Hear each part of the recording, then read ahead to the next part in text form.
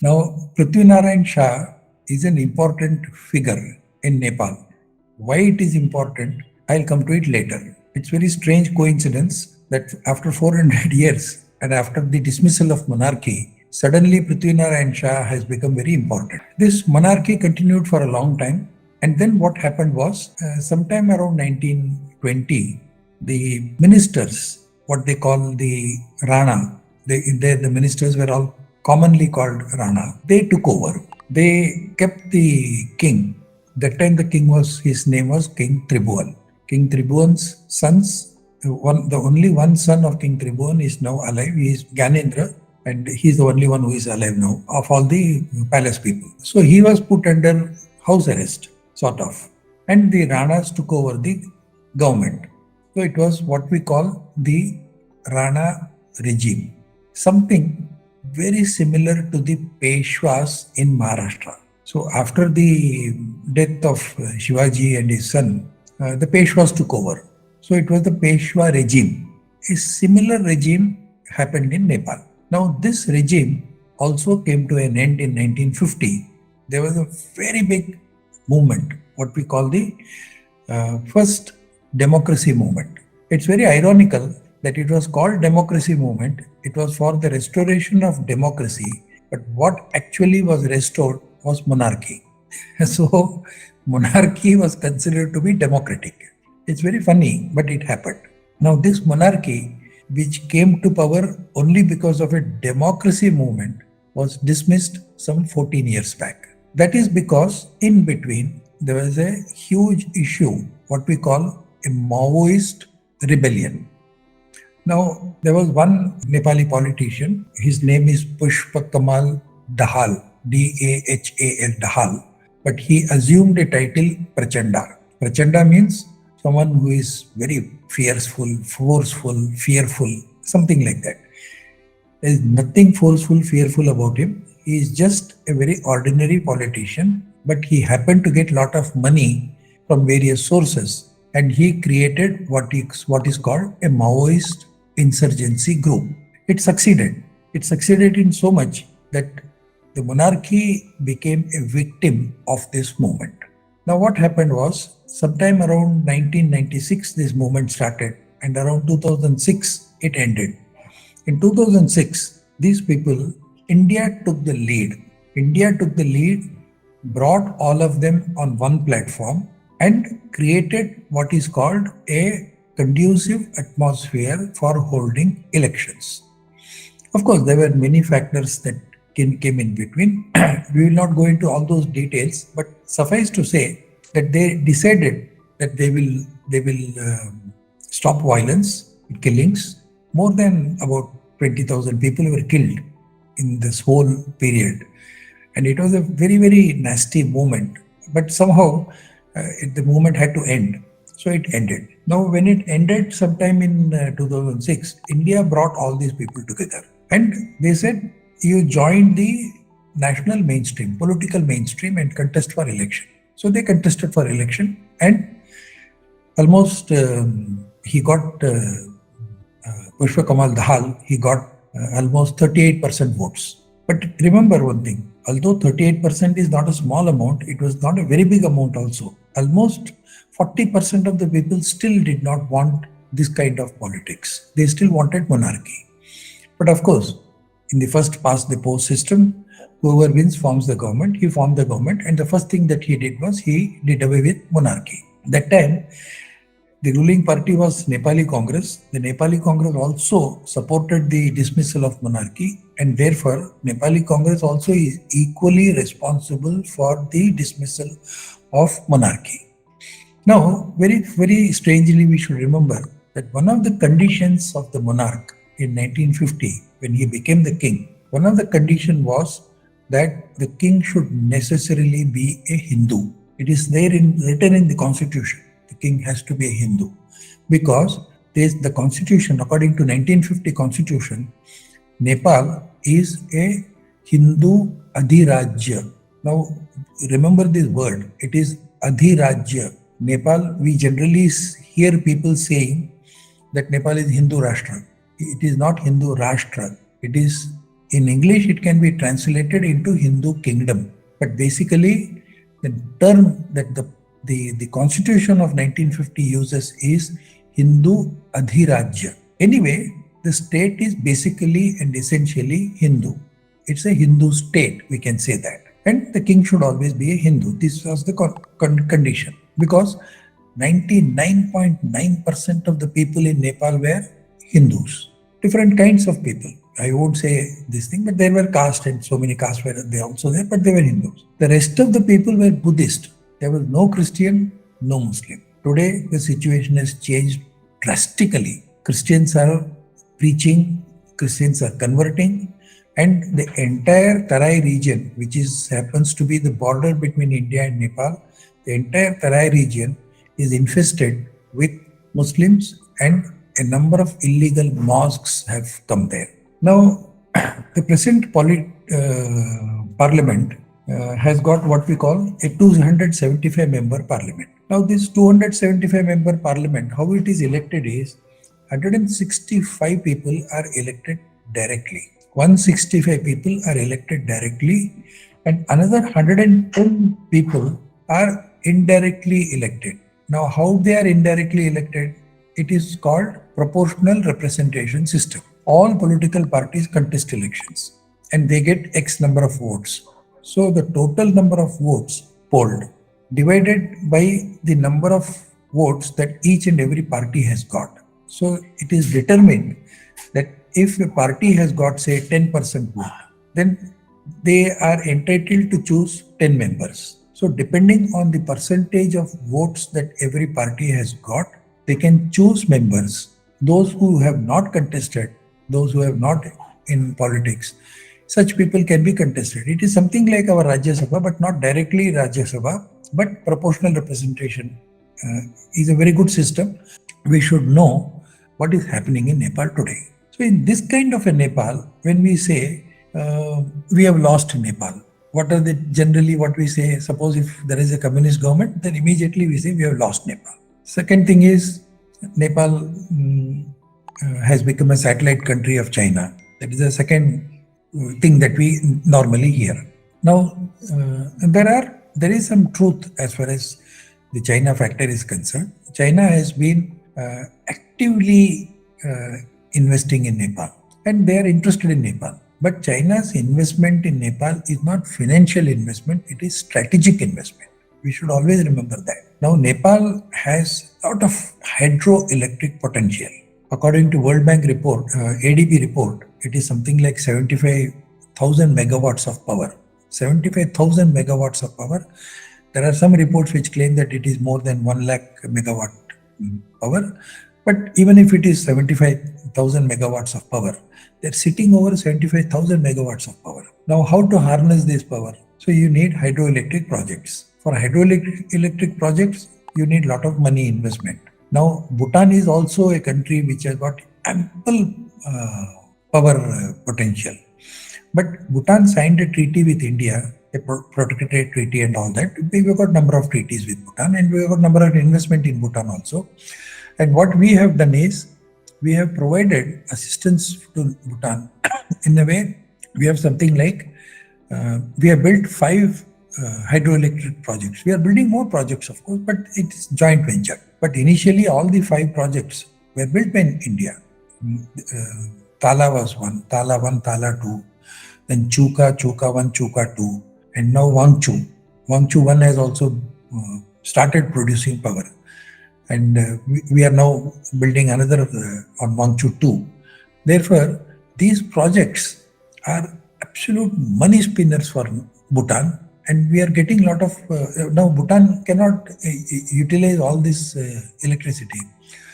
So we have a power purchase agreement and we buy that power and we distribute it, sell it, and so many things are happening. The same proposal we have given to Nepal also. But Nepal somehow did not follow these things, and they were not very keen. They were not very keen on tying up with India. Sort of, they wanted India's support, but they always kept on saying that, look, we will do this, we will do that, and so many problems were there. At one stage, India said, fine, if you want to build a power project, you do it. We are ready to help.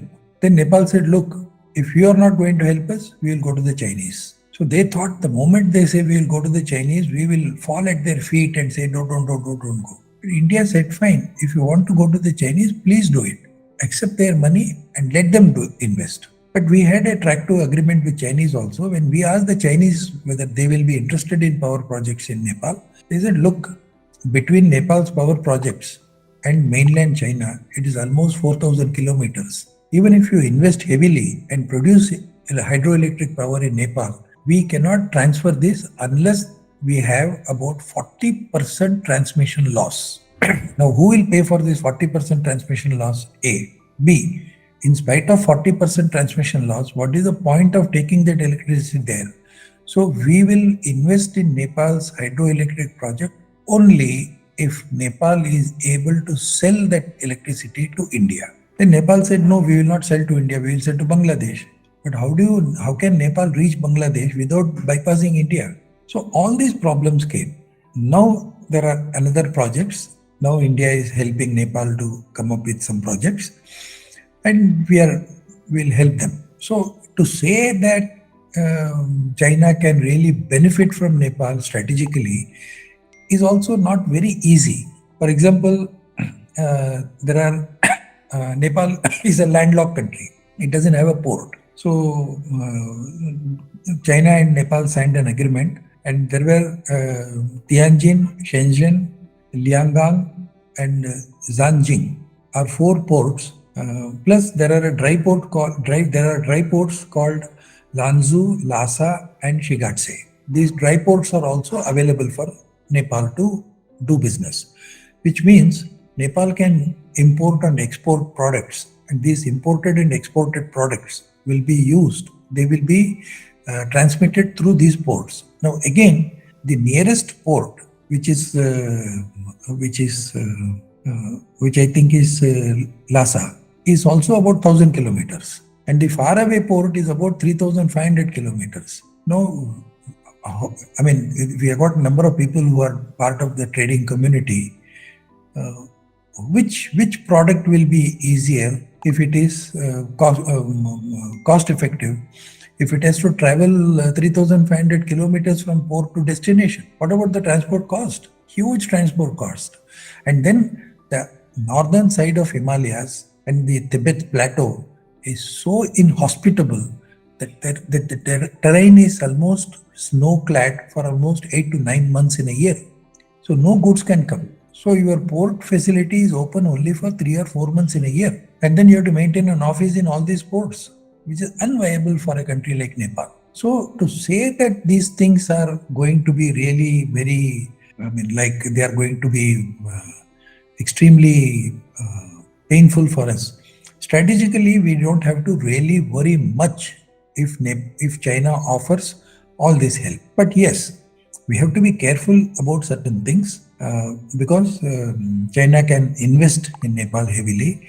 They can buy politicians, they can hurt the democratic process in Nepal, and they can own assets in Nepal. And now what has happened is Nepal became part of the BRI projects, Belt and Road Initiative project, and they decided 2017 they signed an agreement as far as the BRI project is concerned. 2018 they worked on all the projects, and they said that we will have about 9 projects they envisaged. They said these 9 projects China will have to build. So when in 2018 Xi Jinping visited Kathmandu, and they signed a number of contracts, and they said fine, these 9 projects are good, we will have some projects from our side also, so there could be more than 9 projects also, we will take up this. So many goody talks were there. 2019, 2020, 2019, 2020, 2021, 2022. 2022 is over today. Now tomorrow, 2023 starts. None of the BRI projects have even started. But even before the BRI projects could be started, China started investing in individuals. So they gave money to some politicians and all that. Now these politicians have become very unpopular. Now there is a fear in some of the Nepali politicians, even the communists. They are seeing what is happening in Pakistan. They are seeing what is happening in Sri Lanka. They know what is happening in Bangladesh. They know what is happening in Myanmar. And they also know what is happening in some of the African countries. So they are afraid that if we get into this kind of a debt trap, as these countries have got into, we will never be able to extricate ourselves out of this problem. So now they have warned that we don't want all these projects. We want only those projects where we can pay for ourselves and which will be useful for the people. So they have said we don't want all these things. And moreover, the market conditions have also improved. Now, when Nepal wanted to do BRI projects and all that, there was another issue came up. There is what we call the Millennium Challenge Corporation. In Senior Bush of America had instituted this money for very poor countries and developing economies, the underdeveloped countries, basically not even developing economies. And Millennium Challenge Corporation, it is called. It is an assistance project, money project from United States. Now, they gave $500 million as assistance for Nepal. Now, this is a huge problem whether Nepal should accept this 500 million or not. A lot of discussion took place. And finally, the Devba government passed a resolution and ratified the decision to accept 500 million US dollars. So, at a time when BRI projects started, US also gave 500 million. And India also signed a number of contracts with Nepal saying that we will also give assistance, but this assistance will be not in the form of debt or loan. It will be actually an industrial development project wherein you can develop your own industries. We will give you assistance on a very low interest rate, but which can be repaid in many other ways other than actual repayment of loan. So it's a very free kind of assistance, like building of road, building of bridges, building of railway line. All these things are happening. Now, when India started building the railway line, Chinese were also equally concerned. So they wanted to build a railway line, which they have already done. In fact, sometime in 2006, the Lhasa Shigatse line had already started. Lhasa to Shigatse. Now Shigatse is very close to the Nepalese border. So now they are planning to construct a railway line from Shigatse to 3 or 4 destinations in Nepal, and through the mountainous track, the railway line will come up to Kathmandu. So it is called Lhasa Kathmandu railway line via Shigatse. That is what they are planning now. So if that plan comes up, then we have to be very careful, because we cannot have Chinese railway line coming up to Kathmandu, and that too from Tibet. I always maintain that India and China do not have a border. India and Tibet have a border. If China is constructing a railway line in Tibet, it is very good. But ultimately, it is not, we cannot call it Chinese railway line, it is Tibetan railway line. People in Tibet will have to go back to Tibet, and Tibet will have to be a free country someday or the other. So whatever border dispute we have with Tibet and not with China, because China has occupied Tibet. They have got access to Afghanistan, they have access to Bhutan, they have access to Nepal, they have access to Burma, they have access to India. If China will not have Tibet, they will not have direct access to Bhutan, Nepal, Afghanistan, India, and Myanmar. So we should always remember that these land masses are very important.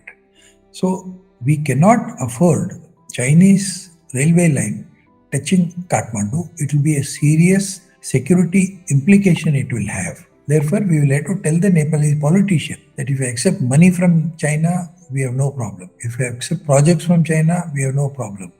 If you are not able to repay, it is your personal funeral. What you do is we don't mind. But if you do anything that is a problem that creates a security and strategic problem for India, we will punish you. This is the language that we will have to use as far as Nepal is concerned, and present day politicians are aware of it. Therefore, I feel that it is not going to be very easy for the communist government in Nepal to just tilt or wear the pro-China card on their shoulders and talk any nonsense. So we will have to wait for this situation to emerge and develop, and gradually we will have to find what happens as far as Nepal is concerned. But of course, there are certain things that Government of India should do. We make promises that we will do this, we will do that, we will give you the moon, we will give you the Mars, but we don't move from our houses. That is very bad. Whatever promise we make, we should keep it up. That is number one. Number two, Nepal cannot be handled only by bureaucrats.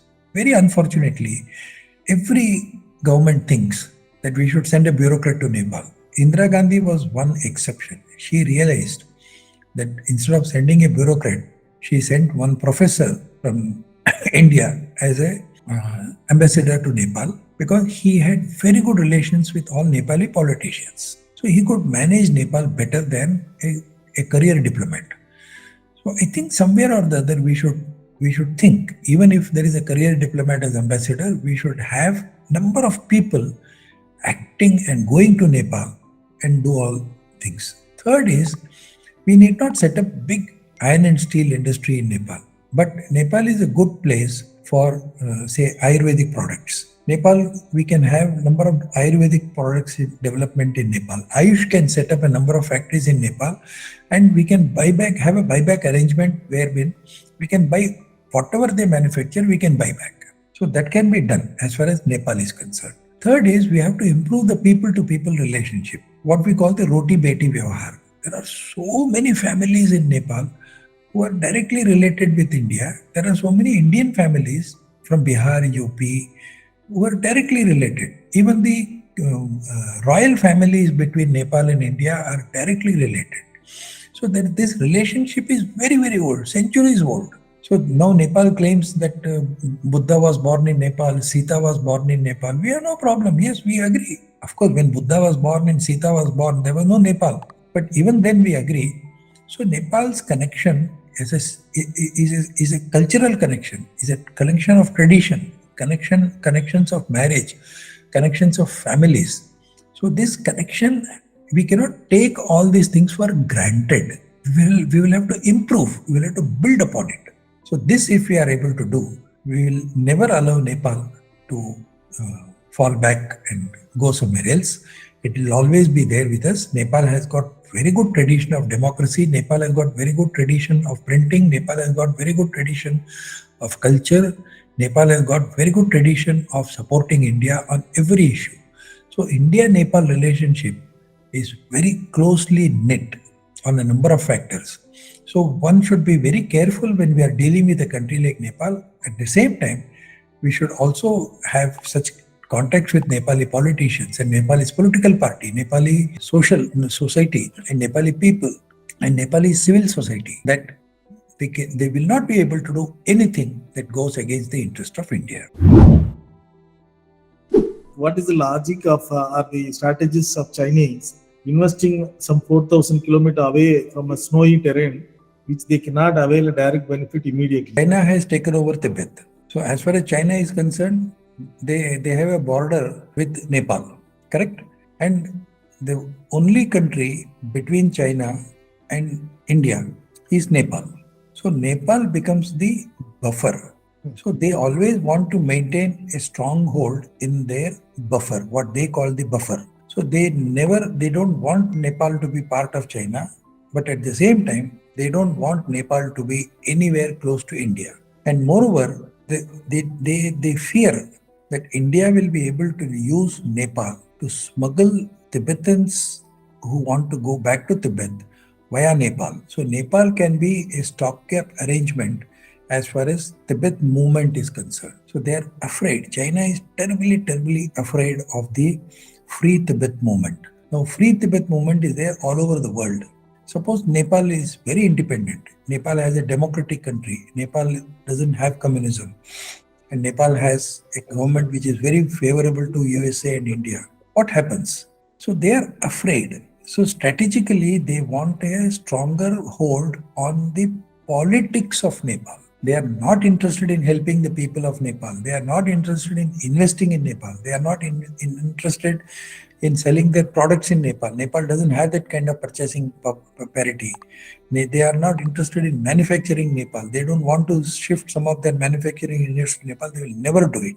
But their only concern is Nepal should not be used by the international community as a stopgap arrangement for Tibetans. That is the only fear they have, and that is the biggest leverage that India has. What are the direct and indirect ways in which the youth of India can strengthen the positive relations between India and Nepal? Well, very good, very important question, very good question also. See, Nepal has got certain strengths also, but there are certain weaknesses. The most important weakness is Nepal's education system. Because of continuous protest, march, that communist program and all these things, they have suffered a lot. Nepal has got good universities. So it will be interesting if we get university students from Nepal to India. We should be able to facilitate that. ICCR has got facility, but unfortunately that is not being used properly. There are so many lacunas as far as ICCR program is concerned. A. B. There are very powerful businessmen and politicians in Nepal who use these facilities. Actually, these facilities are meant for poor students, poor but good students who can come here. So I think wherever we are involved in, we have got number of universities where private universities, we should always bring these students to India, encourage them, and get acquainted with people in Nepal. That acquaintance will help a lot. In fact, I mentioned about RPP. One of the main reason why RPP got so much popularity was this time a very well-known Bollywood actress Manisha Koirala campaigned for RPP. So much so, and now Manisha Koirala is the granddaughter of the founder of Nepali Congress. So she should have actually, ideally, if she had campaigned for Nepali Congress, no one would have minded it. But instead of Nepali Congress, she supported RPP. Not only that, in all public meetings, she openly said that Nepal should become a Hindu kingdom. Nepal should have monarchy back once again. Now imagine a Bollywood actress like Manisha Koirala openly going to Nepal and saying that it should become a Hindu kingdom is something very great. So we should enlighten all these things, encourage all these things. Now, like education, Bollywood, culture, people-to-people contacts, and NGOs. Nepal has got a number of NGOs, but they struggle a lot. We can help them. We can have some sort of a contractual agreement with some of these NGOs and support them, call them here, we go there. So such things can be improved. That is how we will have to bring the Nepali youth on our side. We can do that. It's a good question. We can work on it.